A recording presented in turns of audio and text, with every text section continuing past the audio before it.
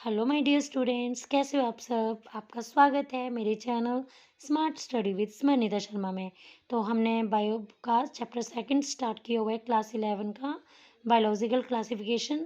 तो हमने fungus complete कर लिया था। तो ये आज हम टॉपिक स्टार्ट करेंगे माइकोराइजा, और जिसको माइकोराइजा को फंगल रूट्स भी बोलते हैं। तो टॉपिक स्टार्ट करने से पहले मैं आपको बोलना चाहूँगी कि अगर आपको मेरी वीडियो पसंद आ रही है तो please subscribe my channel and also give a lot of love to my channel and also share with your friends. Okay, so what is mycorrhiza? mycorrhiza से आप क्या समझते हो बेटा? जब ना जो फंगस है ना वो हायर प्लांट की रूट के साथ एसोसिएट होती है तो उसको बोलते हैं माइकोराइजा। इसलिए माइकोराइजा को फंगल रूट्स भी बोलते हैं, क्योंकि भाई इसको हायर प्लांट्स की रूट से बहुत ही प्यार होता है। मतलब हायर प्लांट्स जो होते हैं ना वो जो जिनके साथ फंगस एसोसिएट करती है ना, तो वो इनके फंगस के बिना वो सरवाइव करने का सोच भी नहीं सकते हैं। तो इसलिए जो फंगस और रूट ऑफ हायर प्लांट्स की एसोसिएशन को माइकोराइजा बोलते हैं। ठीक है, अब माइकोराइजा के टाइप्स क्या हैं? Type of mycorrhiza based on location of fungus. अब देखो, फर्स्ट है एक्टोमाइकोराइजा और सेकंड है एंडोमाइकोराइजा। ठीक है, तो अब बेटा अब पहले हम पढ़ेंगे कि कैसे फंगस हायर प्लांट की रूट को बेनिफिट देती है और कैसे प्लांट जो है वो फंगस को बेनिफिट देता है। ठीक है, तो प्लांट फंगस को कैसे बेनिफिट देता है? तो प्लांट जो है वो नॉरिशमेंट फ्रॉम प्लांट जो है, अब फंगस जो है वो नॉरिशमेंट लेती है हायर प्लांट की रूट से। ठीक है, समझ गए? तो मैंने क्या बोला? फंगस जो है वो रूट से नॉरिशमेंट लेती है, वो रूट से फूड लेती है। ठीक है, और क्या लेती है? बेनिफिट। और बेनिफिट क्या मिलता है फंगस को? फंगस जो है वो प्लांट से शेल्टर भी लेती है। तो प्लांट जो है वो फंगस को क्या बेनिफिट देता है? प्लांट फंगस को शेल्टर देता है, प्लांट फंगस को नॉरिशमेंट देता है। ठीक है, अब फंगस क्या बेनिफिट देती है प्लांट को? फंगस जो है वो प्लांट का सरफेस एरिया बढ़ाती है ताकि उसकी एब्जॉर्प्शन जो है, जैसे प्लांट जो है प्लांट की रूट्स जो है वो मिनरल सॉइल से एब्जॉर्ब करती है, वाटर एब्जॉर्ब करती है। तो फंगस जो है वो प्लांट की रूट का सरफेस एरिया बढ़ाता है ताकि प्लांट जो है ज़्यादा से ज़्यादा एब्जॉर्प्शन कर सके। ठीक है, अब फंगस को ऑस्मोट्रॉफ्स भी बोलते हैं। ऑस्मोट्रॉफ्स क्या होता है? जैसे आपने देखा है ना कि फंगस जो है वो absorptive mode of nutrition show करता है। फंगस जो है डेड डीके मैटर को एब्जॉर्ब इंगल्फ करता है, एब्जॉर्ब उसके न्यूट्रिएंट को एब्जॉर्ब करता है। इसलिए फंगस जो है absorptive mode of nutrition show करता है। इसलिए जब fungus absorptive mode of nutrition show करता है तो उसको बोलते हैं, तब हम फंगस को ऑस्मोट्रॉफ भी बोलते हैं।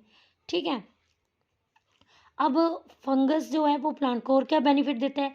अब बेटा देखो, अगर फंगस जो है रूट का सरफेस एरिया बढ़ाएगा, ज़्यादा एब्जॉर्प्शन होगी और ज़्यादा सप्लाई होगी मिनरल्स की प्लांट के अंदर। ओके, सो नेक्स्ट है ऐसे प्लांट जिनमें माइकोराइजल एसोसिएशन होती है।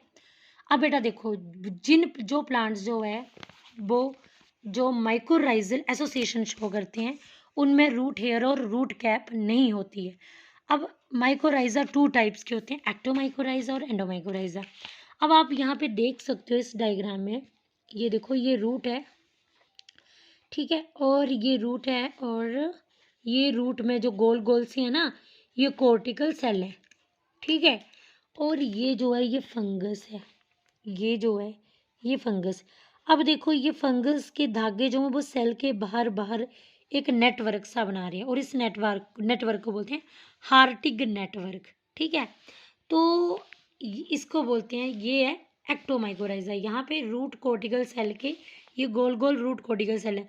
तो ये धागे आपको रूट कोर्टिकल सेल के बाहर बाहर दिख रहे हैं, यानी कि इंटरसेलुलर में फंजाई के इंटरसेलुलर में दिख रहे हैं। ठीक है, तो यहाँ पे फंगल हाइफे, ये धागे के फंगल हाइफे जो हैं, जब रूट कोर्टिकल सेल, ये जो दो कोर्टिकल सेल है ना रूट के, इनके बीच आपको फंगल हाइफे देखने को मिल रहे हैं, तो इसको बोलते हैं इंटरसेलुलर। ठीक है, अब आगे एंडोमाइकोराइजा। एंडोमाइकोराइजा के डायग्राम देख सकते हो, यहाँ पे आपको रूट कोर्टिकल सेल के बाहर भी आपको ये 2 सेल के बीच में भी आपको फंगल हाइफा दिख रहा है और ये कॉर्टिकल सेल के अंदर भी आपको फंगल हाइफा दिख रहा है। तो इस तरह के नेटवर्क को बोलते हैं VAM। VAM की फुल फॉर्म क्या है? वेसिक्यूलर अरेस्क्यूलर माइकोराइजा। अब इसमें फंजाई जो है वो इंट्रासेलुलर और इंटरसेलुलर, ठीक है, मतलब अंदर और बाहर दोनों है, ठीक है।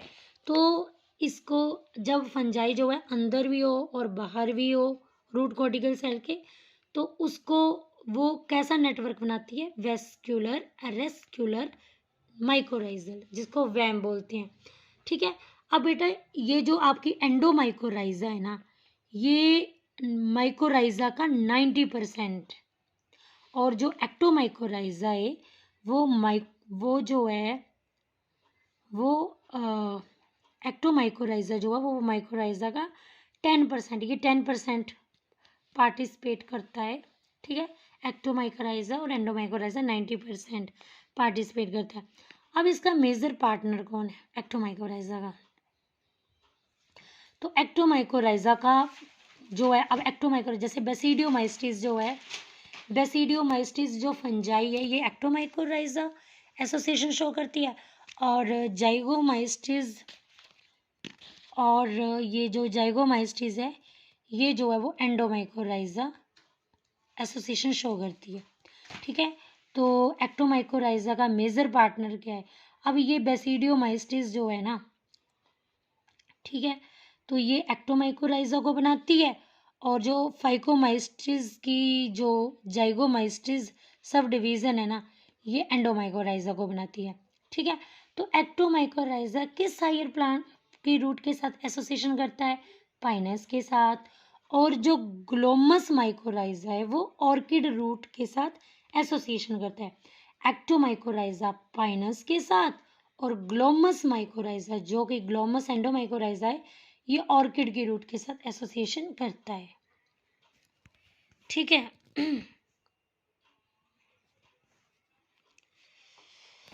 नेक्स्ट है लाइकन्स।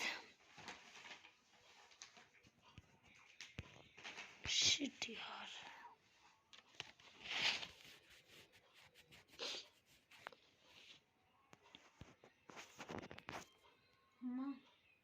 यस, नेक्स्ट है लाइकन्स, ठीक है।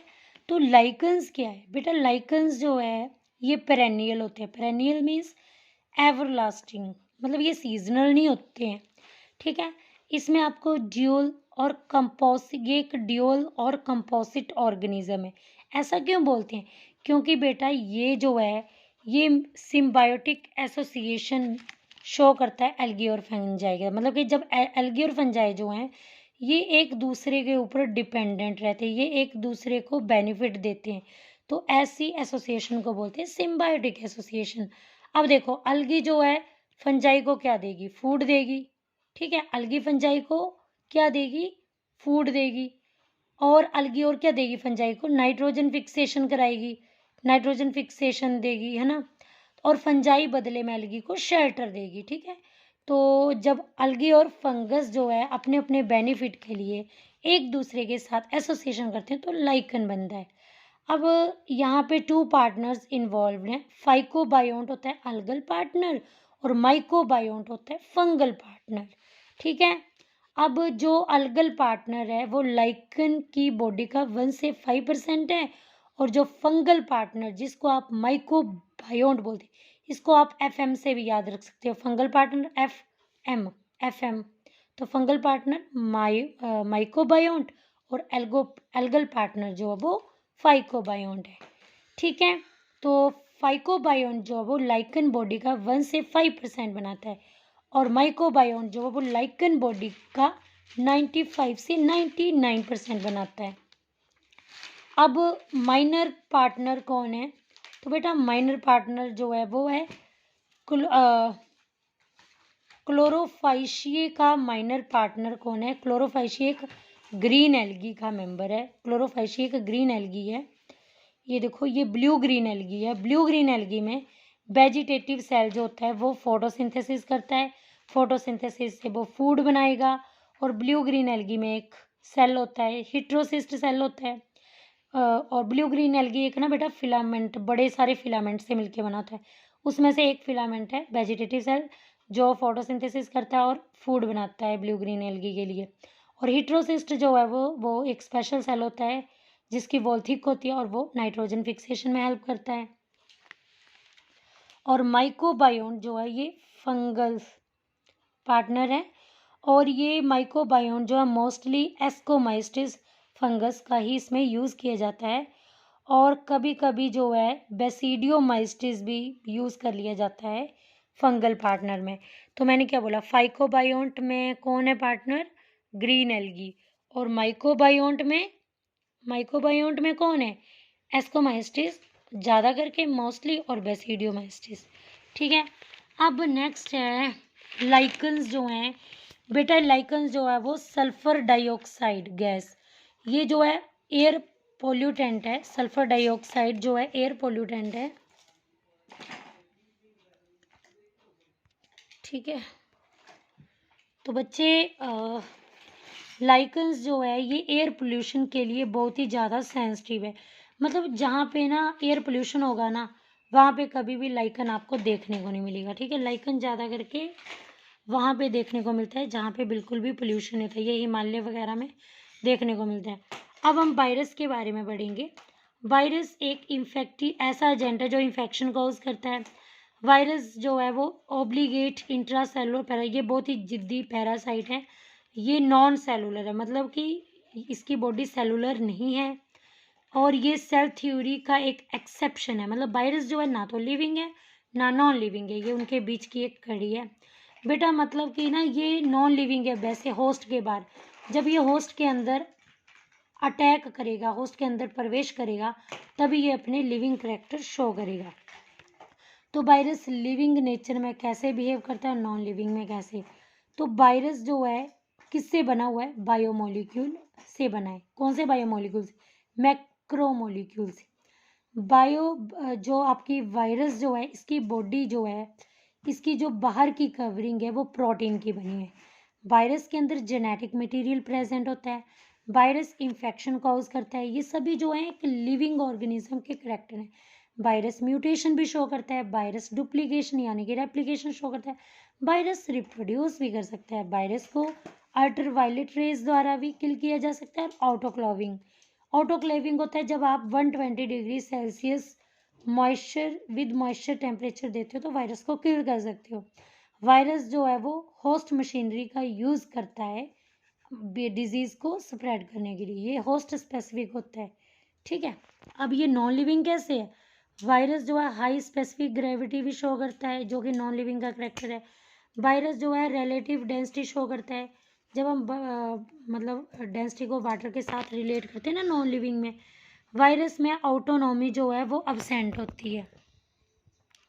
ठीक है, मतलब कि वायरस इंडिपेंडेंटली एग्जिस्ट नहीं करता। वायरस में प्रोटोप्लास्ट नहीं होता है, वायरस जो है क्रिस्टलाइज होता है। ठीक है, तो बेटा आपको पता है ना कि केमिकल्स और नॉन लिविंग को हम क्रिस्टलाइज करते हैं। ठीक है, तो अब यहाँ पे देखो टर्म वायरस किसने दी थी, तो बेटा टर्म वायरस ये नहीं बताया कि किसने दी थी, पर ये बोला कि टर्म वायरस जो है वो गिवन बाय बिनोम मीन्स पॉइजनस, एनसीईआरटी में इतना ही दिया। अब नेक्स्ट फर्स्ट साइंटिस्ट हैं डीजे इवानोवस्की। इन्होंने 1892 में टोबैको मोएजिक डिजीज़ के बारे में बताया। इन्होंने बताया कि टोबैको मोएजिक डिजीज़ जो है वो टोबैको के लीफ में लगती है और ये इसका कॉजिंग एजेंट कौन सा है, तो टोबैको मोएजिक जो डिजीज़ है इसका कॉज, ये कैसे कॉज होती है, ये बेटा किससे कॉज होती है, तो ये एक वायरस है टीएमवी वायरस जो है, और इवानोवस्की ने इस वायरस की डिस्कवरी की है सबसे पहले। और ये जो टीएमवी वायरस है बेटा ये बैक्टीरिया फिल्टर से भी पास कर जाता था। और कौन कौन से माइक्रोब्स है जो बैक्टीरिया फिल्टर से पास कर जाते, तो वो है माइकोप्लाज्मा और वायरस। क्लियर हो गया। सो नेक्स्ट साइंटिस्ट हैं बेजरिंग। तो बेजरिंग ने एक कॉन्टेजियम बाइवम फ्लूइडम जो है इसका यूज़ किया। कॉन्टेजियम मतलब इन्फेक्टियस, बाइवम मतलब लिविंग और फ्लूइडम मतलब फ्लूइड। तो ये एक इन्फेक्टियस लिविंग फ्लूइड है। जब बेटा फंगस से ना जो अनहेल्दी फंगस था, जब नहीं, ये जब अनहेल्दी प्लांट से इस फंगस को निकाला गया, फिर इस फंगस को हेल्दी प्लांट में इंसर्ट करवाया गया, तो वो हेल्दी प्लांट भी अनहेल्दी हो गया। तो ये फ्लूइड जो है कॉन्टेजियम वाइवम फ्लूइडम, ये किसने दिया था? वेजरिंग ने दिया था। अब आ गए WM स्टैनली। इन्होंने 1935 में बताया कि वायरस जो है वो क्रिस्टलाइज भी हो सकता है, ठीक है, और जो क्रिस्टल्स हैं वो किससे बने? प्रोटीन से बने। अब कंपोनेंट ऑफ वायरस, तो बेटा ये देख सकते हो आप, वायरस ये है, इसकी आउटर जो मेम्ब्रेन है, आउटर कवरिंग जो है वायरस की, वो प्रोटीन की बनी है। अब बेटा जब वायरस जो है ना, ये वायरस जो है ना, ये होस्ट के अंदर जाएगा, तो ये क्या करेगा? ये होस्ट से उसका कार्बोहाइड्रेट और लिपिड ले लेगा, ठीक है। तो वायरस ये इन्वल्व, किस वायरस की जो आउटर कवरिंग है, इन्वल्व जो है, ये HIV वायरस में प्रेजेंट होती है। नेक्स्ट है कैप्सिड। कैप्सिड जो है वो बेटा आउटर कवरिंग है और ये प्रोटीन की बनी होती है, प्रोटीन कॉट की बनी होती है जी। और ये कैप्सिड जो है वो बहुत ज़्यादा TMV में जो टोबैकोमैजिक वायरस है, इसका कैप्सिड जो है वो 2130 कैप्सोमियर से मिलके बना हुआ है, ठीक है। तो कैप्सोमियर जो है वो प्रोटीन कोट को बनाता है और उस प्रोटीन कोट को कैप्सिड बोलते हैं।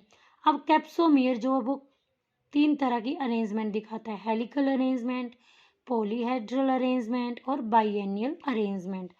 अब हेलिकल अरेंजमेंट हमें TMV में देखने को मिलती है, और पॉलीहेड्रल पोलियो वायरस में, और बाइएनियल बैक्टीरियोफेज में देखने को मिलती है। बाइएनियल मतलब जिसमें हेलिकल और पॉलीहेड्रल दोनों अरेंजमेंट होगी। अब जेनेटिक मटेरियल, वायरस में या तो DNA होता है या RNA होता है, ठीक है। कभी भी ये दोनों नहीं होते हैं, वायरस में या तो DNA होगा या RNA होगा, दोनों एक साथ कभी भी नहीं होंगे। तो DNA सिंगल स्टैंड भी होता है, DNA डबल स्टैंड भी होता है वायरस में। RNA जो है वो सिंगल स्टैंड भी होता है, डबल स्टैंड भी होता है वायरस में। अब सिंगल स्टैंड जो है, ठीक है, सिंगल स्टैंड जो है वो HIV में पाया जाता है, सिंगल स्टैंड RNA।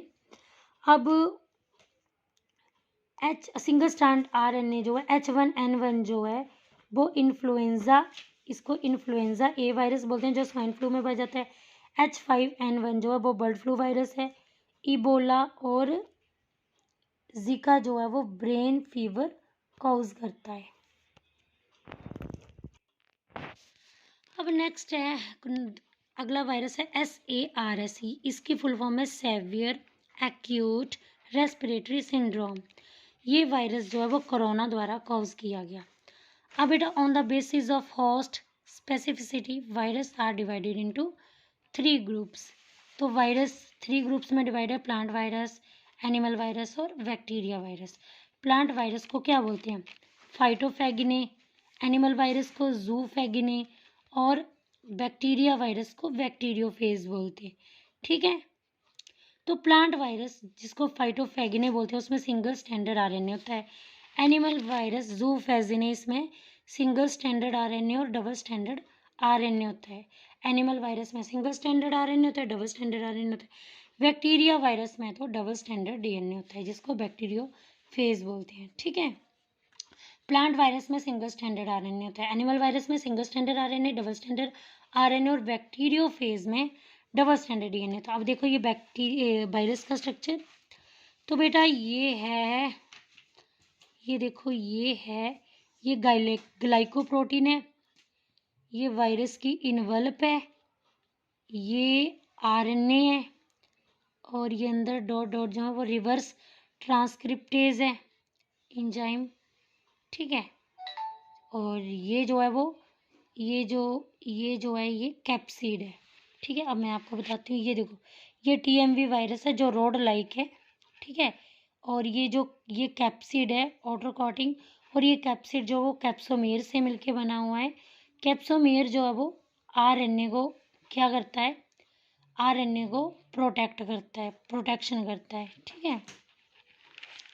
अब ये देखो ये बैक्टीरियोफाज है बच्चे, ये बैक्टीरियोफाज है। अब ये देखो बैक्टीरियोफाज जो है इसके अंदर डबल स्टैंडर्ड DNA है। ये बेटा कॉलर है, ये हेड है, ठीक है। ये कैप्सिड प्रोटीन कोट है, ये कैप्सिड प्रोटीन कोट है। और ये जो है ये बेस प्लेट है, ये टेल फाइबर्स हैं जो कि मतलब कि ये बेटा मूवमेंट नहीं करते, ये होस्ट के साथ इसकी हेल्प करते हैं होस्ट के साथ अटैचमेंट में। ठीक है, ये मोटिलिटी में कोई भी रोल प्ले नहीं करते हैं और इसमें 6 फाइबर्स होते हैं। तो बेटा हमारा आज सेकंड चैप्टर कंप्लीट हुआ। तो बेटा अगर आपको वीडियो पसंद आई हो तो please like comment and share and also subscribe my channel. तो कल से हम स्टार्ट करेंगे chapter number 3 plant kingdom. Bye bye.